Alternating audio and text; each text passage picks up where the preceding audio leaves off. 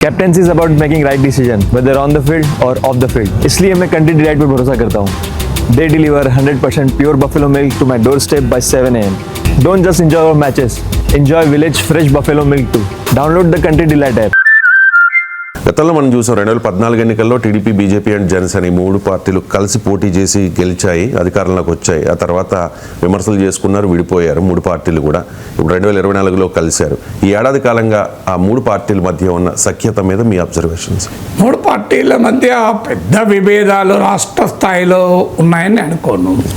నాయకత్వ స్థాయిలో సమన్వయంలో ఎలాంటి లోపము లేదు. చంద్రబాబు నాయుడు పట్ల పవన్ కళ్యాణ్ గౌరవం ఇవ్వడంలో కానీ, పవన్ కళ్యాణ్ పట్ల చంద్రబాబు లోకేష్ల గౌరవం ఇవ్వడం కానీ ఎక్కడా తేడా లేదు. కానీ డెఫినెట్గా జనసేనలో ఉండేటువంటి భావన ఏంటంటే, మేము ఇది పవన్ కళ్యాణ్ వల్ల సాధించాం అని చెప్పుకోవడానికి మాకేముంది అన్న భావన జనసేన క్షేత్రంలో మొదలైంది. ఇప్పుడు ఈ పని మేము పవన్ కళ్యాణ్ వల్లనే సాధించాం అని ఆంధ్రప్రదేశ్లో ఏది చెప్పుకోవాలి? ఒక్క ఉదాహరణ చెప్పండి మాకు. పవన్ కళ్యాణ్ వల్ల ఇది సాధించామని.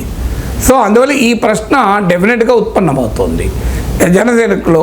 అలాగే క్షేత్రస్థాయికి వచ్చే వరకు ఏంటంటే, ఆయా నాయకుల స్థాయిలో, నియోజకవర్గ స్థాయిలో ఆ రకమైన పోటీ అయితే ఉంది. ఎందుకంటే ఒకరికొరకు ఒకరు సీట్లు త్యాగాలు చేసుకోవాల్సి వచ్చింది కదా.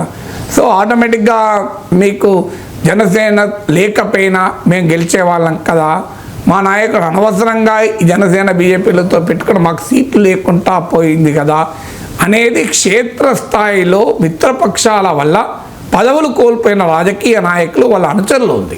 కానీ తెలుగుదేశం ఓటర్లకు అదేం సంబంధం లేదు కదా. ఓటర్లకు వచ్చే వరకు ఏంటంటే మా చంద్రబాబు నాయుడు ముఖ్యమంత్రి అయ్యాడా లేదా అనేది చూస్తారు తప్ప ఫలానా మా ఎమ్మెల్యే కాకుండా పోయాడా చూడరు కదా వాళ్ళు. సో వాళ్ళ అనుచరులు చూస్తారు. అందువల్ల ఈ అసంతృప్తి అనేది క్షేత్రస్థాయిలో ఉండే నాయకుల మధ్య ఉంది.